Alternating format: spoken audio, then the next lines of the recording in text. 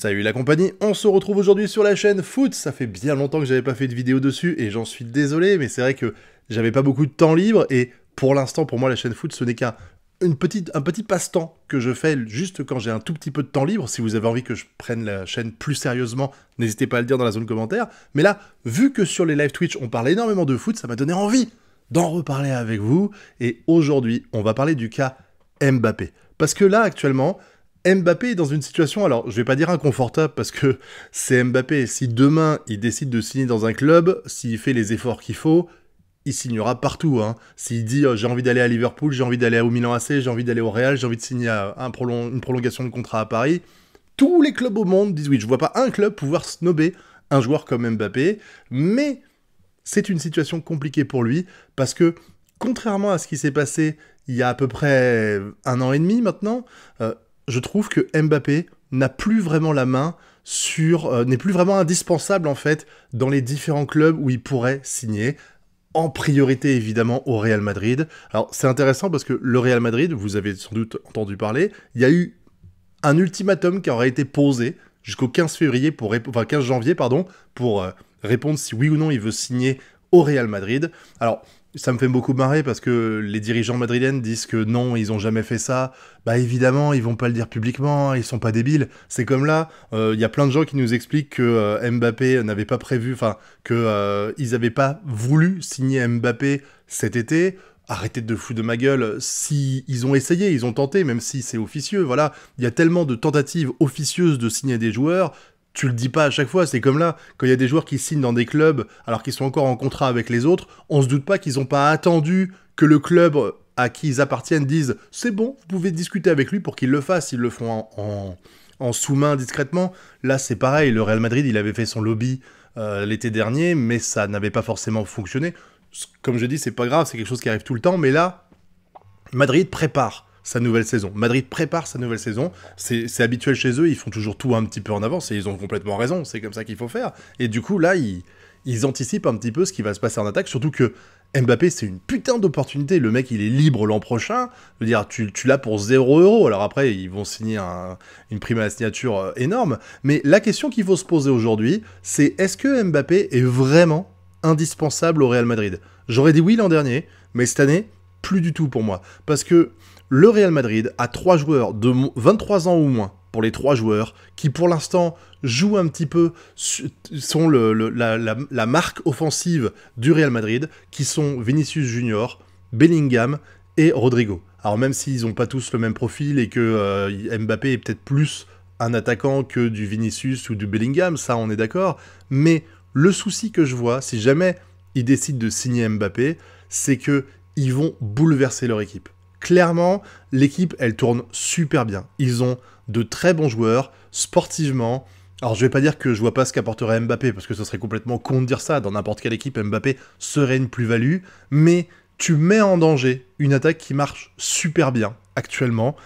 Tu vas devoir forcément, si demain tu recrutes Mbappé, sachant qu'en plus, il cherche plus un neuf qu'autre chose, et que Mbappé, il aime pas jouer neuf, même s'il le peut, décider que Mbappé jouera les 5 ou 6 prochaines saisons au Real Madrid en tant que numéro 9, ça par contre c'est peut-être pas un truc qui le botte. Pouvoir remplacer de temps en temps quand c'est indispensable, oui, mais décider que c'est son rôle attitré, non. C'est clair que pour ça, Erling Haaland est préférable de très très très loin, mais Mbappé c'est une putain d'opportunité. En fait quand j'y réfléchis un petit peu, pour moi, la signature de Mbappé au Real, ça me rappelle un petit peu celle de Donnarumma au Paris Saint-Germain. Vous savez, Donnarumma, il était vraiment sur le pic vraiment de performance qu'il avait et de popularité, puisqu'il venait de gagner la Coupe d'Europe avec l'Italie, les meilleurs gardiens de but de cette compétition, d'ailleurs, je crois, de mémoire. Et il était libre de contrat. Paris avait Navas, qui était très bon, mais quand même un peu vieillissant. Et ils se sont dit, bah, il y a une opportunité de fou à signer Donnarumma gratuitement, on serait débile de pas la faire, ils l'ont fait.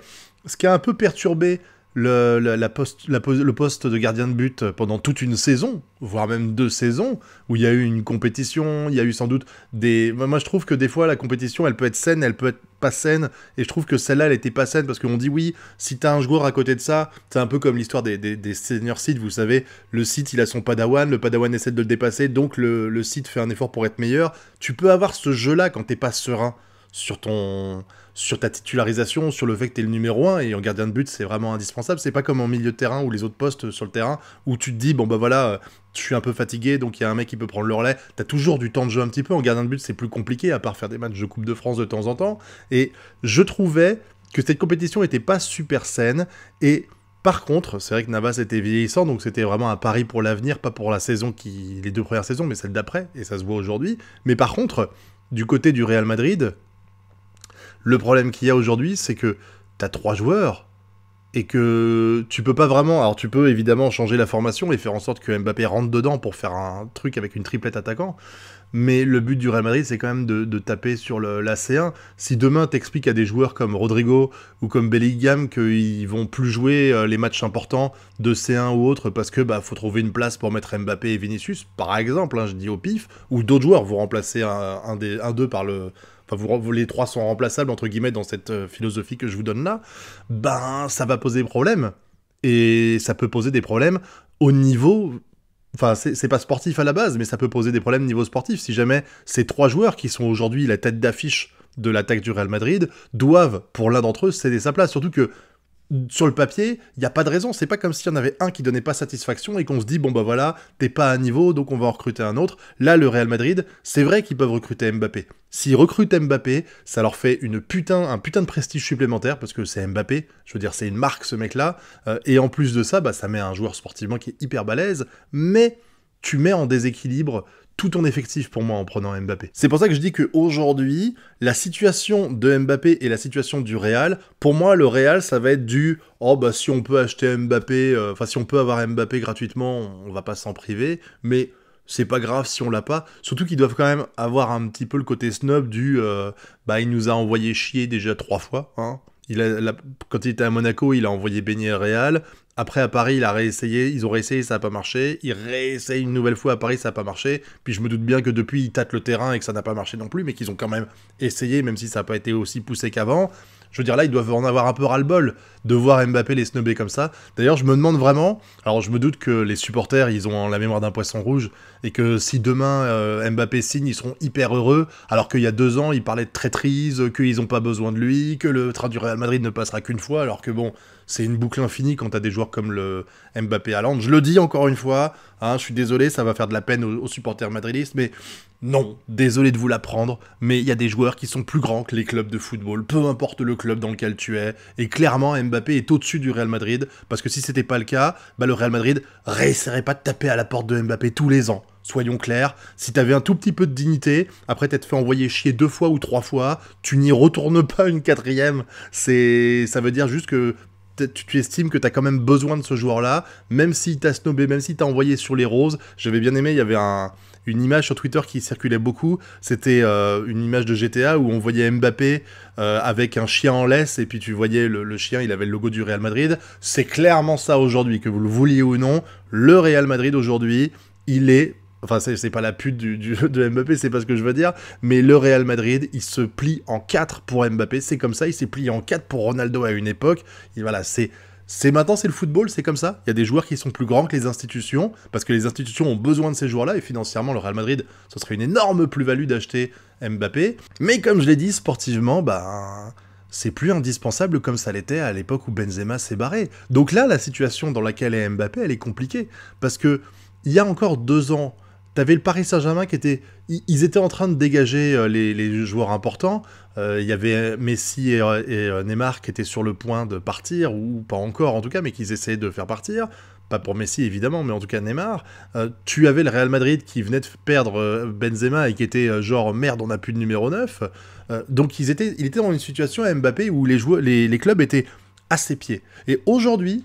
Le club, le seul club pour certains, et là-dessus je suis plus ou moins d'accord, même s'il y a Liverpool à côté qui tape un peu à la porte, le seul club qui pouvait permettre à Mbappé de s'exprimer un petit peu mieux footballistiquement, d'ajouter la C1 à son palmarès, même s'il y a d'autres clubs qui en sont capables, genre City, mais je pense pas que City ait envie de recruter Mbappé aujourd'hui, c'était le Real Madrid. Aujourd'hui, la situation fait que Mbappé, qui a quand même un ego assez énorme, hein, c'est normal, hein, quand t'es un joueur comme ça, voilà, il est plus en situation où le Real Madrid est à ses pieds en disant « Pitié, pitié, signe, pitié, pitié ». Ils veulent bien l'avoir, mais pas à ce point-là. Et du coup, si Mbappé demain il signe au Real Madrid, bah ce sera pas le Messi qu'il aurait été si jamais il était venu il y a un an et demi. Et ça, c'est à mon avis un problème pour lui. Surtout que je pense que le Real Madrid consentira pas, pardon, à faire autant d'efforts que ce qu'ils étaient prêts à faire il y a un an et demi, justement parce qu'ils l'ont encore mauvaise de ce qui s'est passé jusqu'à présent. Donc, et puis, je rajoute un petit truc comme ça, et je sais que ça va faire chier encore certains, mais aujourd'hui, j'estime que aller en Liga, c'est pas progresser. Alors, je dis pas que la Liga est inférieure à la Ligue 1, on est d'accord, mais pour moi, la différence qu'il y a entre le niveau de la Liga et le niveau de la Ligue 1, elle est pas assez importante pour qu'on puisse dire, aujourd'hui, je pars en Liga parce que le championnat est plus relevé. On dit ça du championnat anglais, et ça, c'est à 200% vrai, mais pour moi, le championnat anglais continue de s'améliorer, alors que les autres championnats sont en train de régresser. Alors, c'est sûr qu'ils sont au-dessus du niveau de la Ligue 1, mais ils sont clairement pas assez hauts pour qu'on se dise, bah ouais, ça vaut le coup de partir. Clairement, aujourd'hui, le Barça, c'est plus ce que c'était. Séville, pareil. Il y a Villarreal, idem. Là, en dehors de Madrid, de l'Atlético, il n'y a pas grand-chose qui vraiment tient la route. Alors oui, ils ont encore 4 clubs en C1, mais bon, faut voir aussi... c'est pas forcément le baromètre ultime. Et puis je rappelle qu'il y a 20 clubs en championnat. Si tu vas au Real Madrid juste pour jouer l'Atlético et le Barça, bah ça fait 4 matchs par an, ça vaut pas le coup. Enfin je veux dire, t'auras plus de matchs à haute intensité si tu fais une finale de C1 parce que t'as tous les matchs d'avant, quoi. Donc ça, pour moi, c'est plus un argument. Le championnat, pour partir, c'est plus un argument. Ça l'est évidemment pour un ballon d'or, et c'est vrai que là-dessus, Mbappé, il a un ego surdimensionné, et qu'à mon avis, il a quand même plus de chances, soyons honnêtes, de gagner la C1 s'il signe au Real Madrid, que s'il reste au Paris Saint-Germain. Mais à côté de ça, il faut pas oublier qu'à Paris, aujourd'hui, ben, c'est Dieu le Père. Et ça, il kiffe. Il a un ego surdimensionné. Être le dieu du Paris Saint-Germain, c'est quelque chose qui doit le flatter énormément. Et puis en plus de ça, c'est vrai que j'ai le sentiment, alors beaucoup le disent, je pense que c'est en partie vrai, qu'il a tellement de poids. Alors les gens disent que c'est lui qui fait le recrutement, faut arrêter de déconner. Mais par contre, un joueur comme ça, c'est forcément influent. On lui pose la question, on lui demande son avis quand on fait des choix. Et par exemple, on a dû lui demander pour faire venir Kolo Muani et Dembélé, c'est sûr et certain que Mbappé a dû jouer un rôle. Je dis pas qu'il a dit ils viennent ou je me casse, mais par contre il a dû dire ce serait bien de recruter Dembélé, il est bon et c'est mon copain, tu vois. Donc le fait d'avoir du Hakimi, du Dembélé, du Kolo Muani qui sont ses copains au quotidien, ça doit jouer et ça doit aussi peser dans la balance. Il y a l'aspect financier aussi, où il est payé un bras, voire deux même, voire 2 bras et 2 jambes, voire 4 bras et 4 jambes. Hein. Il serait payé 3 fois moins, je crois, d'après les rumeurs qui sont en train de circuler à Madrid. Même si le sportif compte beaucoup, l'argent, là on parle de millions, de dizaines de millions d'euros d'écart entre les deux trucs, ça peut également jouer dans la balance. Surtout que le Real Madrid aime bien toucher une partie des coms de la publicité des joueurs. Mbappé, je crois que c'est pas trop son kiff, hein, surtout que ça représente tellement d'argent que ça lui ferait pas plaisir. Donc là, aujourd'hui, honnêtement, je suis un peu perdu dans ce que va faire Mbappé, parce que je trouve que signer au Real Madrid aujourd'hui, c'est un peu tard. Ce serait une bonne chose pour lui, clairement, je pense, mais ça serait un peu tard. Alors que rester au Paris Saint-Germain, c'est peut-être c'est pas que c'est peut-être le mauvais choix, mais j'ai l'impression en fait que le Paris Saint-Germain, alors on dit qu'ils sont en période de transition, Mbappé il a 25 ans, il va pas attendre 5 ans que le Paris Saint-Germain ait fini sa transition et soit capable de ramener la C1. C'est un peu tard pour lui, il a une carrière à mener, sa carrière, il aurait 19 ans, je dis pas, mais aujourd'hui il en a 25, ça fait 7 ans je crois qu'il est au club, et aujourd'hui, en finale et demi-finale de C1, les gars, faut arrêter de déconner, les gens qui disent que Paris pèse pas, ou que Paris n'a aucune chance de gagner la C1, faut pas déconner. Mais par contre, j'ai quand même le sentiment que le Paris Saint-Germain d'aujourd'hui est moins fort que le Paris Saint-Germain des 5 dernières saisons, hein, des 5 indépendamment, de celles de 2023, 2022, 2021, 2020, 2019. Voilà, je pense que le Paris Saint-Germain est moins bon, on le voit bien, hein, l'attaque, s'il n'y a pas Mbappé, c'est compliqué. Hein. Dembélé et Kolo Muani, qu'on dépense 170 millions pour les deux. Voilà, Asensio, il est pas encore au niveau qu'on espérait. Barcola, il débarque, il sera peut-être bon. Enfin, il est très bon, mais il est pas au niveau de ramener une C1, voilà. Donc, je pourrais comprendre, en fait, le désir de Mbappé de quitter le Paris Saint-Germain pour gagner une C1 et du coup, pour gagner le Ballon d'Or. Mais j'ai quand même le sentiment, pour reprendre l'expression du Real, que le train est passé.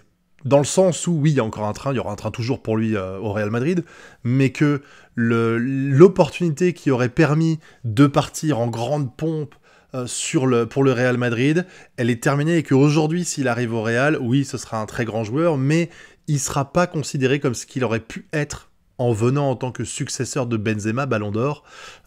Et ça, c'est quelque chose qui ne doit pas lui faire trop plaisir, vraiment. Alors après, est-ce que j'ai vu qu'il y a beaucoup de gens qui parlaient de rumeurs de Liverpool? Je l'imagine pas, parce qu'en fait, Liverpool, c'est quand même un cran sous le Real Madrid. Pour moi, il ne peut signer que dans un top club européen. Vraiment, les tops du top qui ont le plus de chances de gagner la C1. Et aujourd'hui, il y en a deux. Il y en a deux, clairement. C'est Manchester City, qui est pour moi numéro 1, indétrônable aujourd'hui. Et c'est le Real Madrid, qui est en train de construire une très belle équipe, avec ses joueurs qui ont 23-24 ans aujourd'hui, et qui, dans 3-4 ans, seront au prime. Déjà qu'ils sont très bons, mais ils seront à leur prime. Mais c'est tout. Les autres clubs, ce serait peut-être un cran au-dessus du PSG ou à l'équivalent, mais ce serait pas une amélioration en fait de son statut et de ses chances de gagner la C1. Pour moi, s'il va à Liverpool, il n'a pas plus de chances de gagner la C1 que s'il reste dans le championnat de France à Paris. Même si, comme je l'ai dit, le championnat anglais, pour moi, c'est une Ligue des Champions tous les jours, toutes les semaines. Donc, ce sera intéressant pour le faire progresser. Après, voilà.